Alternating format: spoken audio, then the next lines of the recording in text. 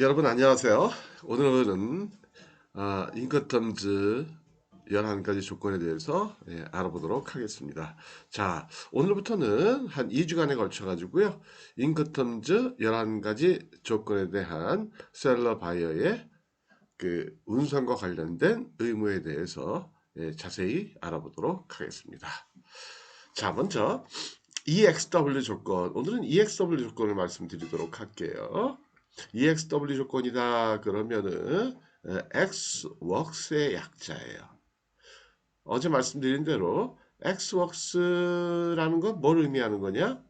바로 셀러가 운송인한테 부담하는 비용의 범위를 인컨텀즈 제목이 상징적으로 나타내고 있다 그렇게 얘기했어요. 그래서 정리하면 EXW란 공장 인도 조건이잖아요. 그렇죠? X라는 말은 뭔가요? Xworks에서 X는 내보낸다. Works라는 거는 그 공장을 의미하는 거거든요. 그래서 합치면 공장 인도 조건이다. 따라서 셀러는 공장에서 매수인에게 제품을 인도한다. 이전이 어디서 일어나느냐? 셀러의 공장에서 일어난다라는 거죠. 따라서 여기 표를 보시면은요, 아, 여기가 매도인의 공장이고요. 그 다음에 여기가 이제 수출 통관하는 시점이고요. 그 다음에 물건을 실어서 내려 운송을 하고, 그 다음에 공항이나 항구로 가서, 그 다음에 운송을 통해서 들어가고, 그 다음에 수입지에 공항에서 물건을 예, 장치해 놓고 그 다음에 내륙 운송을 하고 그 다음에 수입 통관하고 그 다음에 하역을 해서 매수인의 창고로 보내주는 그러한 그림이거든요. 그랬을 때 EXW는 여기서 바로 수출 통관을 하기 이전 상태에서 매수인의 공장에서 남겨준다. 따라서 수출 통관은 누가 한다? 수출 통관도 매수인, 바이어가 한다라는 얘기죠. 그 셀러 입장에서는 여기 보면 이 빨간색이 뭐냐면 위험의 분기점이거든요.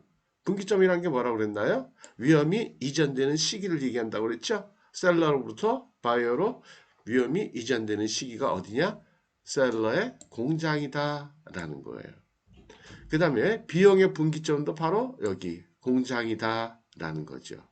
그래서 셀러가 실질적으로 부담하는 비용은 없다라는 거예요.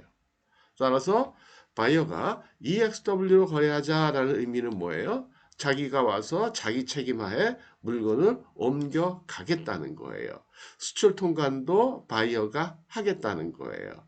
운송계약도 바이어가 실무적으로는 체결을 하겠다라는 얘기다라는 거죠. 이게 바로 뭐냐면 EXW 조건의 요점이다라는 거죠. 자, 우리가 제가 몇 번 말씀드렸는데 인커텀즈의 기본 원리가 뭐라고 그러냐면 첫 번째, 인커텀즈의 제목이 의미하는 바는 셀러가 운송인한테 부담하는 비용의 범위, 즉 수출 가격에 포함시키는 비용의 범위다. 그렇게 말씀드렸어요. 그 다음에 기본적으로 위험의 분기점은 비용의 분기점과 일치한다. 그렇게 말씀드렸어요. 물론 C 조건은 다르다고 그랬죠. C 조건 빼고 E 조건, F 조건, D 조건은 운송과 비용의 분기점이 같다라고 말씀을 드렸고요. 그쵸? 그 다음에 수출 통과는 누가 하느냐? 수출 통과는 수출상이 하고 수입 통과는 수입상이 한다. 다만 이 조건만 수출 통관도 바이어가 하고 DDP 조건만 수입 통관도 셀러가 한다. 이렇게 말씀을 드렸어요. 자꾸만 반복해 드릴게요. 예. 자, 그러면 EXW 조건에 대해서 조금 더 자세히 알아보도록 할게요. 예. 자, 보시면은 EXW 조건은요. 공장인도 조건이다. X웍스의 약자로서 그쵸? X웍스의 약자로서 매도인은 공장이나 창고에서 수출 통관을 하지 않은 상태로 물품을 인도한다. 그러니까 수출 통관은 누가 한다? 수입상이 한다. 실무적으로 그런 얘기예요. 그쵸? 그러니까 대개는 어떤 때 사용하느냐? 매도인이 수출 경험이 적거나 아이템 종류가 많을 때. 뭐 그렇다고 말은 하는데 꼭 그렇진 않아요. 이거는 협상하기 나름이에요. 협상을 해서 셀러가 나 진짜 뭐 수출 관련돼 가지고 이것저것 뭐 업무 처리하기 좀 곤란하니까 바쁘니까 네가 와서 좀 가져가. 그럼 오케이 오케이. 바이어가 그렇게 얘기하면 그런 경우들이 많다. 그 다음에 위험과 비용의 분기점은 같다 그랬어요. 시조건 빼놓고는. 그러니까 당연히 EXW 조건도 같다. 그게 어디냐? 바로 예, 공장이다라는 거죠. 공장이다. 예. 그 다음에 수출 수입 통관을 모두 매수인이 한다. 이건 좀 특이한 케이스라고 그랬어요. 그렇죠? 보통은 수출 통관은 수출상, 수입 통관은 수입상인데 EXW 조건일 경우에는 수출 통관을 하지 아니한 상태로 이전을 시키니까 수출 통관도 누가 한다? 바이어가 한다. 그런 얘기예요. 이해가 되시죠? 그 다음에 매수인의 임의보험이다. 보험은 안 들어도 상관없다는 거예요. 근데 들면은 누가 들어요? 바이어가 든다라는 얘기죠. 왜요? 우리가 해상보험을 드는 이유가 뭐예요? 해상 운송 과정에서 사고가 났을 때 그 손해를 보상받기 위함이잖아요. 따라서 해상보험을 드는 사람은 누구예요? 해상 운송 과정 중에 일어나는 사고에 대해서 책임을 지는 사람. 근데 우리는 여기서 배웠어요. 위험과 비용의 분기점은 같다. 어디서 끝난다? 셀러의 책임은 공장에서 끝나버린 거예요. 공장에서부터 내륙운송에서 해상운송에서 이거 모두 다 누가 책임을 져요? 사고 나면 누가 손해봐요? 바이어가. 그러니까 들면 누가 보험에 들어요? 매수인이 든다라는 거예요. 그래서 이런 건 기억하는 게 아니고요. 위험의 분기점을 알게 되면 누가 보험에 드는지는 자연스럽게 이해가 되는 거다. 이해가 안 되시면 좀 문제가 있는 거예요. 그쵸? 그죠? 예. 보험에 드는 이유가 뭐예요? 혹시라도 손해볼까봐. 사고 나서 손실이 생길까봐. 근데 그 손실이 생기는 사람이 누군지는 위험의 분기점을 보면 알잖아요. 그쵸? 예. 그래서 EXW는 공장이니까, 수출사의 공장이니까, 공장부터 모든 운송에 대한 책임 누가 져요? 바이어가. 그러니까 해상에서 사고가 나면 바이어가 책임을 지니까 바이어가 몸을 들면 든다는 거죠. 그 다음에 운임은 후불 조건이다라는 거죠. 매수인이 수입 국가에서 운송계약도 체결하고 운임도 지불한다라는 거예요. 그러니까 EXW 조건일 때는 운임을 언제 지불하는 거냐? 한국에서 물건이 출발해서 만약에 목적지가 미국이다. 미국에 한국에 도착한 다음에 그 다음에 바이한테 청구하게 돼요.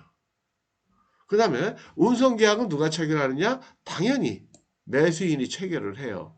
그러면 운송계약을 누가 체결한다? 이것도 인커텀즈에 보면 나와 있거든요. 근데 외울 필요가 없는 거예요. 왜요? 이거는 비용의 분기점을 알면 돼요. 그래서 비용을 해상 비용, 운송 비용을 분담하는 사람이 운송인한테 지급하는 사람이 운송계약을 체결하는 건 당연한 거예요. 그래야지만 조금이라도 더 꼼꼼하게 촘촘하게 운송인과 협상을 할 거 아니겠어요, 그죠? 근데 비용 부담의 분기점이 어디예요? 공장. 그러니까 공장에서부터 내륙 운송하고 우리나라 한국까지 가고 그 다음에 해상 운송하고 하는 이 모든 과정의 비용을 누가 내요? 바이어가. 그러니까 해상 운송 누가 내요? 바이어가. 그러니까 당연히 운송계약 누가 체결해요? 바이어가 체결한다라는 거예요. 그 다음에 매도인은 지파 차량에 적재 의미가 없다는 거예요. 그러니까 이 앞에 보시면 옆에 보시면 여기요. 공장에서 인도하는데 이렇게 로딩의 의무가 없다라는 거예요. 로딩에. 그러니까 물건만 이렇게 구별만 해놓으면 되겠다라는 거예요. 공장에서 바이어가 가져갈 수 있도록. 이해가 되시죠? 예, 예, 예. 근데 뭐 사실은 실무에서는 적재해주죠. 그죠? 뭐 지게차 같은 거 공장에 있는데 굳이 또 바이어한테 야 네가 지게차 갖고 와라 이럴 거 뭐 있어요 야박하게 그죠? 예. 그 다음에 또 예. 물품의 적재의 위험과 비용을 매도인이 부담하도록 하기 위해서는 계약서에 명시해야 한다. 이렇게 할 수도 있다라는 거예요. 근데 이렇게 하는 건 좋지 않은 거예요. 그냥 인컨 텀즈 그대로 쓰는 게 좋아요. 근데 EXW 조건일 때도 예, 적재는 적재까지, 그 다음에 적재 않은 비용은 매도인이 내라. 이렇게 할 수도 있다라는 거죠. 어제 말씀드렸죠. 당사자 간의 합의가 인컨 텀즈의 규정보다 우선 적용된다고 그랬잖아요.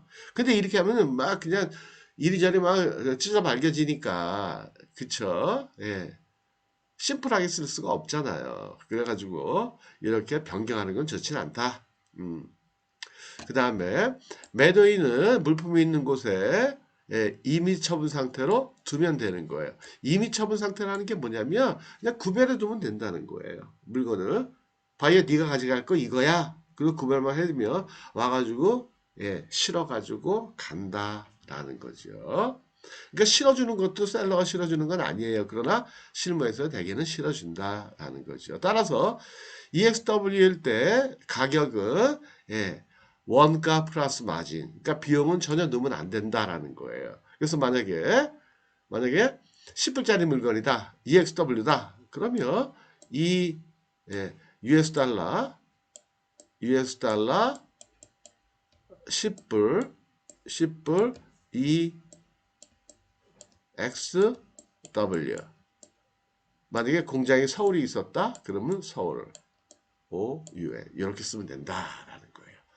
자, 쉽죠? 굉장히 내용이 기억하기가. 그쵸? 왜냐면 우린 기본 원칙을 배웠기 때문에 그래요. 그쵸? 예. 혹시 그래서 기본 원칙을 안 공부 안 하신 분들은 제 먼저 강의들을 쭉 좀 보세요. 인건텀즈 강의들을 쭉 보시면은 실무상 주의사항, 그 다음에 주요 내용 이런 것들을 말씀드린 게 있거든요. 그래서 몇 개 이렇게 쭉 보시면 돼요. 자, 그럼 오늘은 여기까지 말씀드리도록 하겠습니다. 오늘도 행복하고 즐거운 날 되시기 바랄게요. 마치겠습니다. 감사합니다.